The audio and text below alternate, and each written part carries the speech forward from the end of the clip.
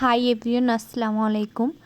তো আমার 1 বছর সংসার, তো এখান থেকে কিন্তু আবার দেশে যাব। তো সব কিছুই অগোছালো হয়ে আছে, লাগেজ প্যাকিং হয়ে গিয়েছে অনেকটাই।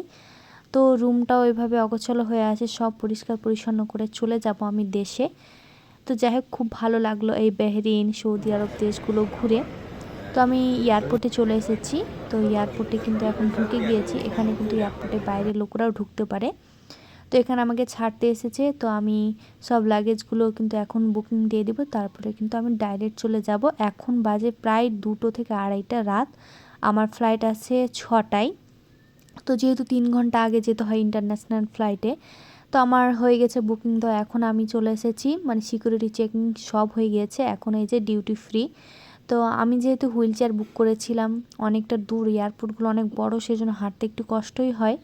তো এখন এখানে অপেক্ষা করছি যে কখন ফ্লাইট, মানে হ্যাঁ, বোর্ডিং শুরু হবে, যে আমি যেতে পারবো। এই যে অপেক্ষা করছি, এই যে এটা থেকে বাইরে দেখা যাবে, যেহেতু এখনও সকাল হয়নি, সেজন্য কিন্তু এখন অন্ধকার রয়েছে।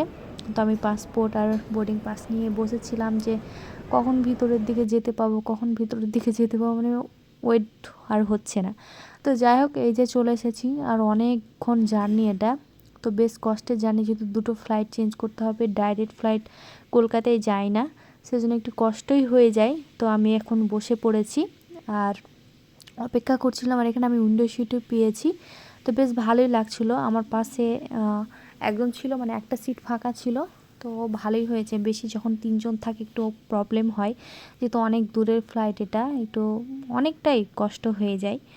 তো এখন ফ্লাইটটা মানে হচ্ছে এই মাটি ছেড়ে কিন্তু চলে যাব আমার নিজের দেশে। তো কষ্ট হচ্ছে, একটু না অনেকটাই কষ্ট হচ্ছে আপনজনদের ছেড়ে যাওয়া। তো সত্যিই কষ্ট, কিন্তু আবার দেশে গিয়ে যে আপনজনদের পাবো, তো সেটাও একটু আনন্দ। তো যাই হোক, আবারও আসবো ইনশাআল্লাহ কিছুদিন বাদে। তো এখন যাই। তো এখন এত জোরে ফ্লাইটটা চলছিল, মানে এই জায়গাটা ওঠার সময় আর ল্যান্ডিং সময় একটু ভয় লাগে। তো কিছু করার নেই, এইটুকু লাগবেই। তো বেশ ভালোই লাগছিল, এই যে দেশের মাটি ছেড়ে চলে গেলাম। মানে একটা কি বলতে, মানে এটাও আমার দেশ মনে হচ্ছে, আর ওটাও ইন্ডিয়াও, মানে দুটোই দেশে যে এতদিন করে থাকলাম, মানে একটা আলাদাই ভালোবাসা হয়ে যায়। তারপরে এই যে আমাকে খাবার দিয়ে দিয়েছিল প্রায় আধা ঘন্টা পরে। এখানে একটা ব্যানানা কেক দিয়েছিল, স্পুন দিয়েছিল। আর এখানে দিয়েছিল ফ্রাইড রাইস, ভেজ মাঞ্চুরিয়ান দিয়েছিল, জুস দিয়েছিল, আর অনেক কিছু ছিল। এত বাজে খাবারটা ছিল, মানে আমি যেহেতু এটা চুজ করেছিলাম, সেজন্য হয়তো ভালো লাগেনি। অন্য খাবার চুজ করলে হয়তো ভালো লাগতো।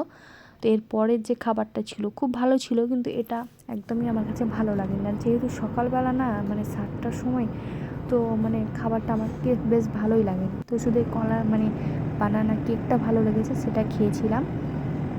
আর এখান থেকে বাইরে থেকে দেখছিলাম, বেশ ভালোই লাগছিল বাইরেগুলো। এখানে পাহাড় ছিল আর মেঘগুলো এত সুন্দর লাগছিল।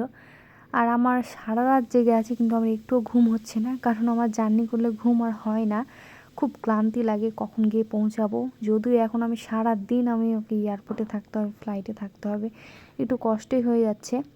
এই যে তারপর আমি হায়দ্রাবাদ, মানে রাজীব গান্ধী ইন্টারন্যাশনাল এয়ারপোর্টে পৌঁছে গিয়েছি। তো এখানে আমার লাগেজগুলো নিয়ে যাচ্ছিলো, যেহেতু আমার বুকিং ছিল।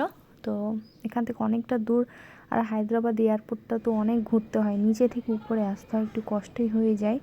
তো একটু কষ্টই হচ্ছিলো, কিছু করার নেই। তো এই যেখানে বসেছিলাম প্রায় 3 ঘন্টার মতো, আর আজকে ফ্লাইটও লেট 1.5 ঘন্টার মতো।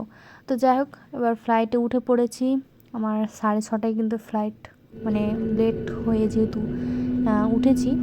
তো সন্ধ্যা 6:30 বেজে গিয়েছে, সকাল মানে রাত্রিবেলা বেরিয়েছি, সেখানে আবার এখানে সন্ধ্যা, মানে 6:30টায় ফ্লাইট। তো যাই হোক, এখানে উঠে গিয়েছে, আর এখন ফ্লাইট ছেড়ে দিবে, মানে হায়দ্রাবাদ থেকে। তারপরে আমরা যাব কলকাতা।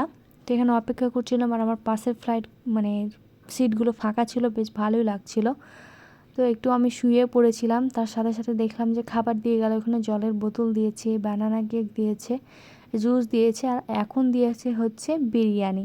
তো হায়দ্রাবাদ যেহেতু, তো হায়দ্রাবাদি বিরিয়ানিটা এত ভালো লেগেছে, জানি না কেন ভালো লেগেছে, যেহেতু সকালের খাবারটা ভালো লাগেনি। আর ধরতে গেলে না খেয়েছিলাম, ফ্রুটগুলো খেয়েছি, অনেক কিছু খেয়েছি, কিন্তু যেহেতু বাঙালি, একটু ভাত চাল না হলে ভালো লাগে না। তো এত ভালো লেগেছে যে আমি 3 মিনিটেই খাবারটা শেষ করে দিয়েছি, মনে হচ্ছিলো আর একটা দিলে আমি খেয়ে নিতাম। তো এই যে এখন আমরা চলে এসেছি কলকাতা, আর উপর থেকে কলকাতা শহরটা বেশ ভালোই লাগছিল দেখতে। তো আমি যেহেতু একাই ছিলাম, আমার পাশে কেউ ছিল না, আমি একটু শুয়ে পড়েছিলাম। আর এই যে এই হোটেলটা আইটিসি রয়্যাল বেঙ্গল, তো বেশ ভালো লাগছিল দেখতে, অনেকটাই উপরে ছিল তবুও দেখতে এত সুন্দর লাগছে। ফাইনালি কলকাতায় নেমে পড়েছি, তো এখন লাগেজ নিয়ে নিয়েছি, শুধু ক্যাবের অপেক্ষা, তারপরে কিন্তু চলে যাব। তো আজকের ভিডিওটা কেমন লাগলো অবশ্যই কমেন্টে